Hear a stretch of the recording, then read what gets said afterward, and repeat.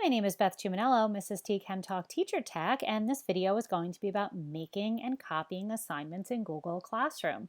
Please hit that little subscribe icon and like the video if you like it, and share this with anyone else who you think might benefit from some teacher tech videos. I also have a lot of chemistry videos on my YouTube channel as well. So the first place that we're going to go is classroom.google.com, and what you'll notice is that I have no classes here. And that is because I am in the wrong Google account. So the first thing that I would do is just click on that, and then from the pull down select the correct Google account that goes with my teaching email. Once I'm in the correct Google account, I do see now that I have all of these classes that I have created, and now I can stop having a mini heart attack because all of my work has not been lost. When I scroll down on the page, I can see that I also have a class that I called test class, and that's the place where we're going to head right now. And once we're in the test class, we can see that this particular class is brand new and it doesn't have any items at all. So I do not use the stream. I do not ever post anything in the stream. I communicate with my class only through Classwork, because anything that I post in Classwork will live in both Classwork and the stream. Whatever you post in the stream will live in the stream only, and I have trained my classes to only visit the Classwork tab of Google Classroom. So once we found the Classwork tab, in order to just kind of familiarize yourself with what's going on here, you can make a Google Meet, you can add something to the Google Calendar, you can look at the Class Drive folder, you can look and see who's in the class. So if you want to check and see how many kids have signed up or use the link to join the class, you can do that. You can check out any grades that are there, and you can always go back to the stream to see what's there by clicking there. Over here gives you a way to check your settings. This waffle here does allow you to find other Google items, and this again allows you to switch between Google accounts. So if you're in the wrong Google account, you would click this icon right here to make sure you're in the correct Google account. So what I'd like to do is hit create so that we can see what we can create. Now I have already added Cami as an add-on to Google Classroom. So I can also assign a Cami assignment. That's another video that I have, but we're just going to focus on creating assignments. So once you tap on assignment, you get all of these great choices here. You can name your assignment.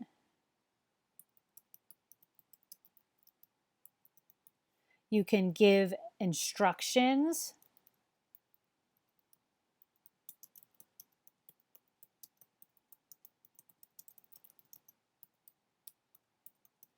And you can add a Google document from your Google Drive. You can add a website link. You can add a file. You can add a YouTube video. So you might say, hey, watch this video and then go to the attached document and complete the question, something like that. If you click on this top box here, you can assign this to any and all of your classes. You can assign it to multiple classes at the same time. You can assign it to all or any groups of your students. You can make it worth any amount, or you can make it ungraded. You can click a due date. Now I always, when I make my due date, I always change it from the default of midnight. And I like to make my due dates either right before school starts or right at the end of the school day. Generally, I try to make it at the end of the school day so that it prevents students from trying to wake up at 5 a.m. to finish their work. And I do not want them staying up till midnight to complete their work either. If you have no topics in your Google Classroom, you can create a topic where this can live. I make my topics based on chapter, but you could make your topics based on whether it's a video link or a test or a quiz or something like that. That's up to you. You can add a rubric if you want to, and you can even click this box to have it checked for plagiarism. Now, once you go to assign, you can either right away have this assigned, which if you choose assign, your students will be notified immediately. Now, you want to be careful of that because if your students are notified immediately and it is 3 o'clock in the morning, you're going to have some angry students and possibly some angry parents because not everybody puts their phone on Do Not Disturb at night, and they may wind up getting a notification at a time when they should be sleeping. So when you are doing your work, if you are doing work and it happens to be the middle of the night, you can either hit Save Draft, and then you can go and manually assign it when it is more of a regular time, or you can hit this schedule thing here. And I usually, when I schedule, if I'm scheduling for something to be posted, I schedule it to be posted at the start of the school day, which for me is 7:30 a.m. Now, on your feed, on your end, it'll show up gray. On the student side, it will show up as blank. There won't be anything there at all until such a time that it has been scheduled to be posted. Now, you can at any time go through and edit this, and if prior to 7:30 in the morning you decide, oh wait, I'm going to move this another day, you can change the date from here as long as it is prior to the time when it will be scheduled, and then you can just hit schedule again.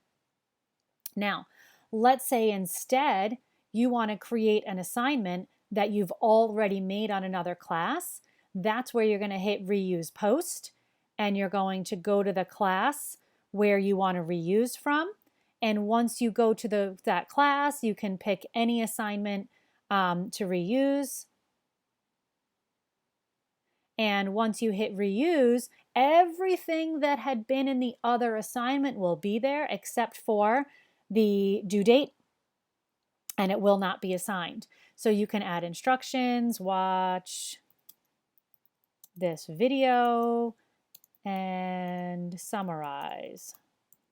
Okay, and it will show up in the topic that it was on the original page, and all of this will be the same. You can again post it to multiple classes at the same time if you'd like to, and you can either assign it if it's a normal time of day where your students will not be upset and their parents will not be upset that you're giving them a notification right away. You can either save it as a draft or you can hit schedule. I'm going to just discard it because I don't need it. And hopefully this helped you with learning how to create and copy assignments in Google Classroom. My name is Beth Tuminello, Mrs. T Chem Talk Teacher Tack. Please like and subscribe and share this with your friends if you know anyone who might also benefit from learning how to make and copy assignments in Google Classroom. Thank you.